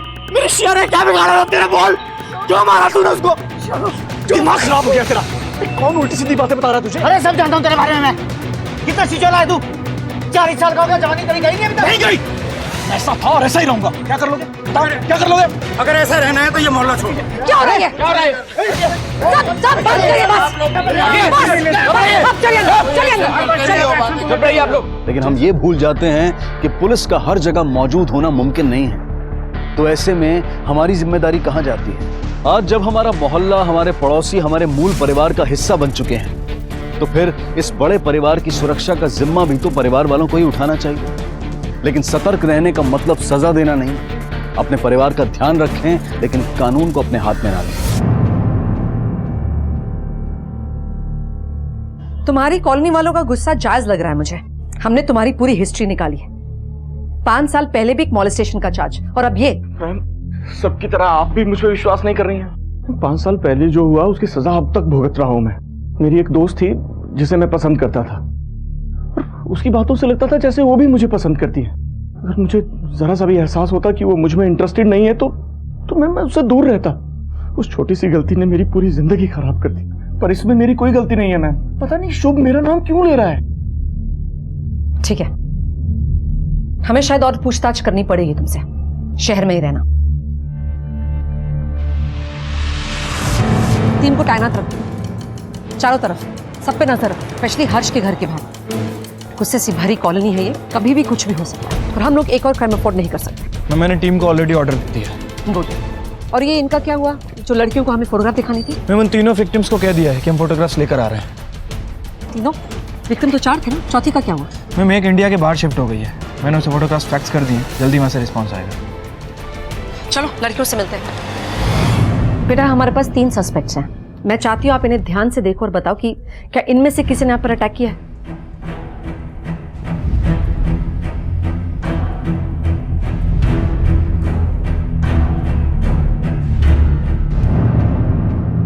बेटा हम 24 घंटे सब पर नजर रखें, कोई आपका कुछ नहीं बिगाड़ सकेगा। और जब तक हम उसे पकड़ नहीं लेते हम जाएंगे नहीं। तो आपको किसी से भी घबराने की जरूरत नहीं है। अच्छे से देखकर मुझे बताओ। मैम हर्ष अंकल तो नहीं थे, वो तो लंबे हैं ना।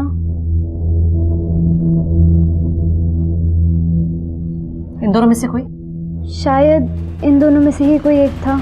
तुम श्योर नहीं हो? Thank you. घबराने की जरूरत नहीं है।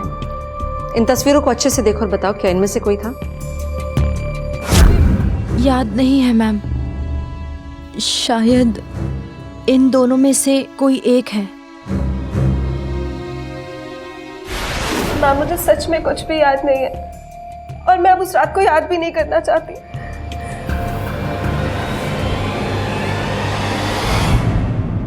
देखो मैं जानती तुम्हारे लिए मुश्किल है, लेकिन वो हमेशा इतने गुस्से में क्यों रहते हैं? कोशिश तो करो। कुछ बताना चाहते हो? गुस्सा तो आएगा ही ना सर, क्योंकि उन सालों ने मेरी बहन अर्पिता और मेरी भाभी श्रेया दोनों के साथ। सर आप कैसे भी करके उन लोगों को पकड़ लो सर। मोलेस्टेशन ये शब्द अपने आप में ही इतना घिनौना है जिसे बयां करना बहुत मुश्किल है, और इस मुश्किल समय में उनके साथ रहना चाहिए।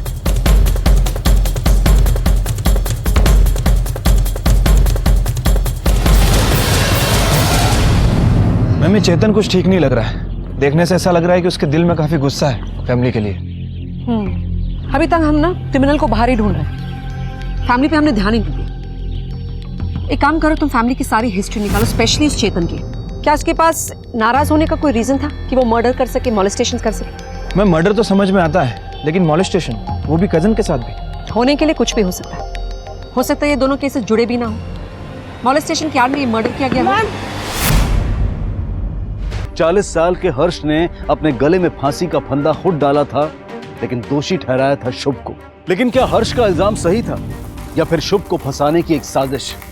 सच चाहे जो भी था, लेकिन एक बात तो तय थी कि इस आत्महत्या ने पुलिस की तहकीकात को और भी पेचीदा बना दिया था। हर्ष के सुसाइड नोट की बिना पर पुलिस ने शुभ को गिरफ्तार भी किया। मॉलेस्टेशन के तीनों मुख्य आरोपियों में से एक की मौत हो चुकी थी और बचे थे 2, तन्मय और राजा। अब बड़ा सवाल यह था कि इन दोनों में से असली गुनहगार कौन था? क्या मॉलेस्टेशन और खून का अपराधी कोई एक ही था या फिर ये 2 अलग अलग लोग थे? और तभी पुलिस को एक ऐसा सबूत मिला जिससे उनकी तहकीकात को एक नई दिशा मिल गई। अजीब बात है ना, जब कॉलोनी में श्रेया का मर्डर हुआ और जब मॉलेस्टेशन हुआ, दोनों ही वक्त तुम अपनी आंटी के घर थे। सर, मैं यहाँ पे सिर्फ पढ़ाई करने के लिए आया हूँ, मैं कोई क्रिमिनल नहीं हूँ। हर क्रिमिनल यही कहता है कि उसने कुछ नहीं किया, लेकिन पता है तुम्हारे हॉस्टल के दोस्तों ने क्या कहा? उन्होंने कहा है कि तुम शुभ पर बहुत गुस्सा थे। कहीं गुस्से में आकर तुमने शुभ की पत्नी का मर्डर तो नहीं किया? माना कि मैं गुस्सा था क्योंकि मेरी एक्स्ट्रा पॉकेट मनी बंद हो गई थी। फिर ये सोच के मान लेता था कि जितना शुभ भैया ने मेरे लिए किया शायद उतना कोई नहीं करता। तुम्हारी बातें सुनकर विश्वास तो नहीं होता, क्योंकि जब जब कॉलोनी में क्राइम हुआ है तुम आसपास नजर आए। जानता हूँ सर, मेरी बातों पे यकीन करना आसान नहीं। सर, मैं वहाँ पे तभी जाता जब मेरे पास पैसे नहीं होते थे। पिछले 8 महीने से मेरा आना जाना बढ़ गया था क्योंकि शुभ भैया ने मुझे पैसे देने बंद कर दिए थे। क्यों? क्योंकि उनकी दोबारा शादी हो चुकी थी। शुभ ने दोबारा शादी की थी? उसकी पहली बीवी का क्या नाम है?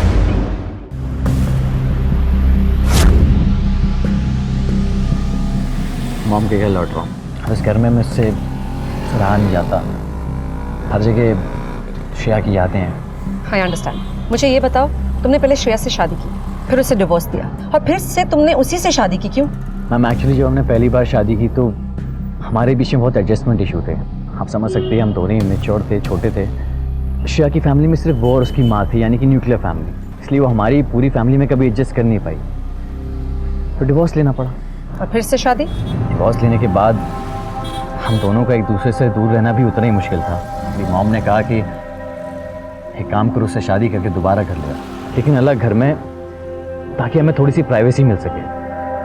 इसलिए मैंने इसी कॉलोनी में एक घर रेंट पे ले लिया और रहने लगे। काश हम लोग सब साथ में रह रहे होते तो ये सब कभी नहीं होता और श्रेया आज जिंदा हो। मैम, अगर सॉल्यूशन इतना ही सिंपल था तो फिर इसे डाइवोर्स की जरूरत क्यों थी? ना, अगर दिखाया जो जाए ना, जरूरी नहीं वही सच हो।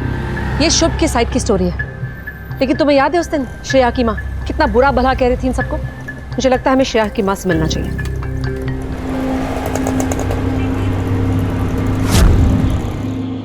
सर, मैंने श्रेया को बहुत मना किया था वापस शादी करने के लिए। वो लोग सिर्फ अच्छे होने का नाटक करते हैं, लेकिन एक्चुअल में वो ऐसे नहीं है। और वो माधुरी ऊपर से ना सिर्फ अच्छी बनने का नाटक करती है, अंदर से कुछ और है वो। जब उन्हें पता चला कि श्रेया प्रेग्नेंट है तो हाथ पैर जोड़ने लगे, वापस शादी करने के लिए उसे फोर्स करने लगे। मैंने श्रेया से कहा था कि ये लोग सिर्फ पोते पोते के लिए कर रहे हैं, लेकिन उसने मेरी एक नहीं सुनी। तुम अपनी बेटी से बहुत प्यार करती थी ना? जी हाँ। कमाल है, घर में उसकी एक भी तस्वीर नहीं है। जब उसने दोबारा शादी कर ली तो मैंने उसकी सारी तस्वीर हटा दी। बहुत गुस्सा थी तुम अपनी बेटी से, इतना गुस्सा कि तुम अपनी। मैम, क्या मतलब है आपका? मतलब तो तुम निकाल रही हो, मैंने तो अपना सवाल भी पूरा नहीं किया। मैम, आपको मेरी बेटी का कातिल इस घर में नहीं, उसके ससुराल में मिलेगा। देखिए मैडम, संगीता एक बहुत ही चालाक औरत है। वो आपको अपनी बातों में गोल गोल घुमा रही है। उसे ना तो अपनी बेटी की फिक्र थी और ना ही अपनी नाती की। उसे तो बस एक ही शौक था, अपने बुढ़ापे को जवानी में बदलने की। कमाल है, वो भी आप लोगों के बारे में कुछ ऐसा ही कह रही थी। इनफैक्ट उसने तो ये कहा कि तुमने श्रेया से दोबारा इसलिए शादी की क्योंकि वो प्रेग्नेंट थी, राइट? ऑब्वियसली बच्चा इंपॉर्टेंट था, और ऐसा नहीं कि हम दोनों एक दूसरे से प्यार नहीं करते थे। हमने बस ये फैसला लिया कि हम अपने बच्चे को माँ बाप दोनों का प्यार देंगे, और इसीलिए हमने दोबारा शादी करने का फैसला लिया। लेकिन मम्मी जी इस फैसले के बिल्कुल अगेंस्ट थी। क्यों अगेंस्ट थी? क्योंकि डिवोर्स के बाद मैं श्रेया को एलिमनी दे रहा था और अमाउंट काफ़ी बड़ा था। मम्मी जी की लाइफस्टाइल काफ़ी बदल गई, और अगर मेरी शादी श्रेया के साथ दोबारा हो जाती तो एलिमनी के पैसे आने बंद हो जाते, इसलिए। देखा ना मैडम आपने उसे, 55 साल की है वो, लेकिन कपड़े ऐसा पहनती है जैसे 20 साल की हो। न जाने कहाँ कहाँ जाती थी। और दरअसल इन दोनों की शादी से वो खुश नहीं थी, बहुत ही ज्यादा गुस्से में थी। आप इतनी सेल्फिश कैसे हो सकती हैं? आप एलमनी के पैसों के लिए मुझे घर पर बुलाना चाहती है? देखिए माँ, मैं शुभ से बहुत प्यार करती हूँ और उसी के साथ रहूंगी। और हाँ, हम दोनों पेरेंट्स बनने वाले हैं, और अगर आपको मेरी खुशियां बर्दाश्त नहीं है ना, तो मुझसे दूर रहिएगा। मैं फोन रख रही हूँ, मुझे कुछ काम है। क्योंकि उसे पैसे जो मिलने बंद हो गए थे। अच्छा, ये श्रेया और उसकी माँ, इन दोनों का आपस में रिश्ता कैसा था? माँ बेटी जैसे ही था सर। अच्छा, इनकी लाइफस्टाइल हमेशा से ऐसी रही है? नहीं सर, श्रेया के डिवोर्स के बाद संगीता की लाइफस्टाइल अचानक से बदल गई। अलमिनी के पैसे जो आने लग गए थे। उससे पहले तो उसके लेट पति की इनकम से ही काम चला रही थी, हमेशा से हाउसवाइफ जो थी। सर बहुत चालू है वो, उसका ना चक्कर चल रहा है। वो जिम का ट्रेनर है ना, उसके साथ पूरा दिन घूमती रहती है। सब कहते हैं पहले तो बेटी की डाइवोर्स की एलिमनी पे ऐश कर रही थी, और अब हर क्रेडिट कार्ड कंपनी के बिल उसके सर पे है, और यहाँ तक कि उसका बॉयफ्रेंड भी उसके साथ उसके पैसे के लिए है। मैम, मर्डर करने का मोटिव संगीता और उसके जिम ट्रेनर इन दोनों के पास था। मैम, फोन ट्रायंगुलेशन रिकॉर्ड के हिसाब से प्रूफ हो गया है कि जिस दिन श्रेया का मर्डर हुआ उसकी लोकेशन आसपास की थी, लेकिन बाद में उसका फोन स्विच ऑफ हो गया। लेकिन मैम, एक बात समझ में नहीं आ रही, क्या लड़कियों के मोलेस्टेशन करने में भी उसका हाथ हो सकता है? हो सकता है दोनों केसेस ही सेपरेट हो। बाकी का पता तभी चलेगा जब हम उस बॉडी बिल्डर को क्वेश्चन करेंगे। मुझे लगता है हमें अपना किलर मिल गया। ले आओ उसे। Okay ma'am. सर ये सब बकवास है सर, ऐसा हमारे बीच में कुछ भी नहीं था। झूठ बोलने की कोशिश मत कर, समझा? तेरे और संगीता के फोन रिकॉर्ड है हमारे पास। तुम्हारे बीच में जो मैसेज एक्सचेंज होते सब पता है हमें। हम दोनों के बीच अफेयर जैसा कुछ भी नहीं था सर। उसकी कुछ नीड्स थी जो मैं पूरी कर रहा था सर। बस तुम अपनी जरूरतें पूरी करने के लिए लड़कियों को मोलेस्ट कर रहे थे। जब मोलेस्टेशन हुए थे तुम कहाँ थे? श्रेया के डेथ के वक्त तुम कहाँ थे? मैडम मुझे कुछ याद नहीं आ रहा। इस तरह जरा पुलिस के बादाम खिलाओ। याद आ रहा। नहीं भी आता ना तो हमारे पास तुम्हारे ट्रायंगुलेशन रिकॉर्ड्स हैं। हमें पता है कि तुम श्रेया के घर के पास ही थे उसके मर्डर के वक्त। हाँ मैं वहाँ गया था, पर मैं श्रेया को पिकअप करने गया था। वो उसकी माँ के घर आने वाली थी उस रात। पिकअप करने गए? पिकअप किया उसे? नहीं मैडम, संगीता जी का मुझे फोन आ गया था। हाँ संगीता जी, अच्छा लाना नहीं है? ओके मैं आता हूँ। और कन्वीनियंटली उसके बाद तुम्हारा फोन भी बंद हो गया। मैडम मेरे मोबाइल की बैटरी वैसे ही 10% थी और थोड़ी देर में स्विच ऑफ हो गई। मैं उस रात संगीता जी के साथ ही था और उनके पास मेरे मोबाइल का चार्जर भी नहीं था। आप एक बार उनसे कंफर्म कर लीजिए। हाँ, है वो मेरा बॉयफ्रेंड। और अगर मैंने अपनी बेटी के पैसे यूज किए तो क्या गलत किया? बेटी ही थी ना मेरी। तुमने अपनी बेटी को लेने के लिए अपने बॉयफ्रेंड को भेजा था उस रात? हाँ। 9 बजे? हाँ, मैंने उससे भेजा था, लेकिन जब श्रेया ने मना कर दिया तो मैंने धर्म से कहा वापस आ जाने की। और रात भर कहाँ रहा ये धर्म? मेरे साथ। किस किताब में लिखा है मैम कि एक 55 साल की औरत अपनी लाइफ अपने तौर तरीके से नहीं जी सकती? क्या मुझे खुश रहने का अधिकार नहीं है? मैम, आप भी एक औरत हैं, बताइए ना।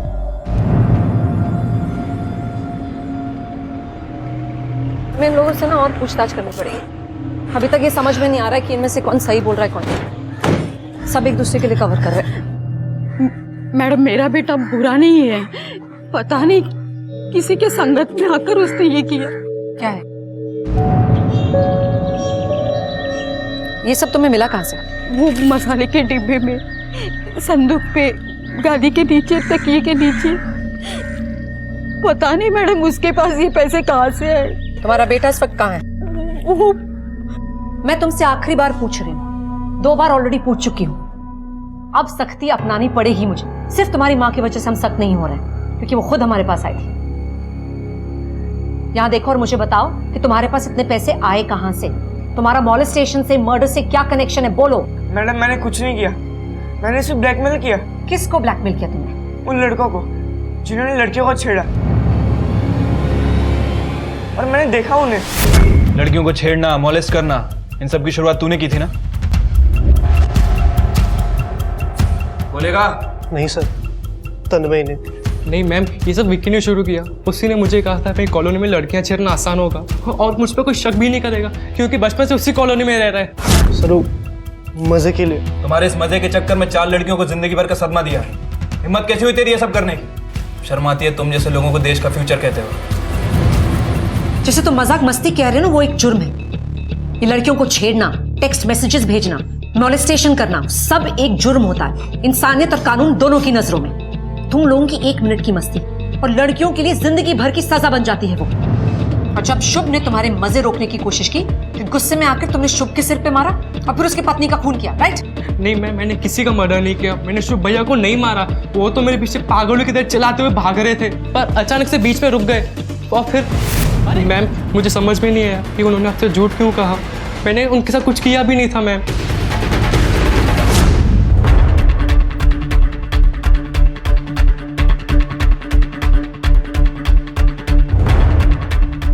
मैडम तुम लोग तो ज्यादा ही चालाक निकले। सारी प्लानिंग तुम लोगों ने की और सस्पेक्ट्स बने कोई और।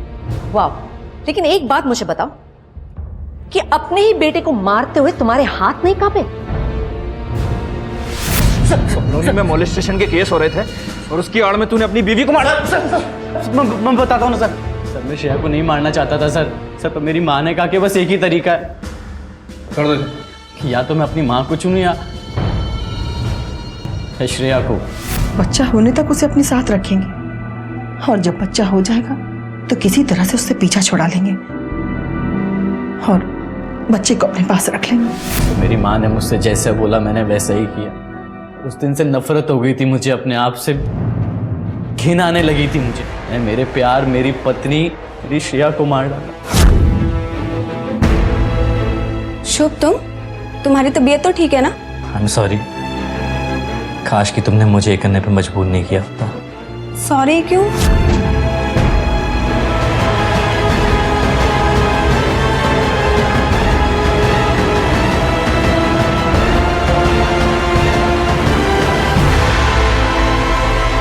सर मैंने बहुत गलत किया है सर, तो माफी मांगने के लायक भी नहीं है सर। बहुत गलत किया सर। कैसा प्यार है ये तुम्हारा जिसने तुम्हारी बेटी की जिंदगी ही बर्बाद कर दी? मैडम मेरी गलती नहीं थी, गलती उस श्रेया की थी। जब से शादी होकर के आई थी मेरे बेटे को मुझसे छीनना चाहती थी, मुझसे अलग करना चाहती थी। मैंने अपने बेटे को इतना जद्दोजहद से पाल पोस कर बड़ा किया और उस महारानी को एहसान किया क्या तुमने अपने बेटे पर? एहसान किया है, अपने बेटे को तुमने मोहरा बना दिया और उसी से उसकी पत्नी का खून करवा दिया। और नतीजा क्या हुआ? हाँ, अब तुम्हारा बेटा सड़ेगा जेल में जिंदगी भर के लिए, और तुम भी। और तुमने ये सब पोते के लिए भी किया था ना, और अब वही पोता जिंदगी भर रहेगा माँ बाप के प्यार के बिना, सिर्फ और सिर्फ तुम्हारे प्यार की वजह से।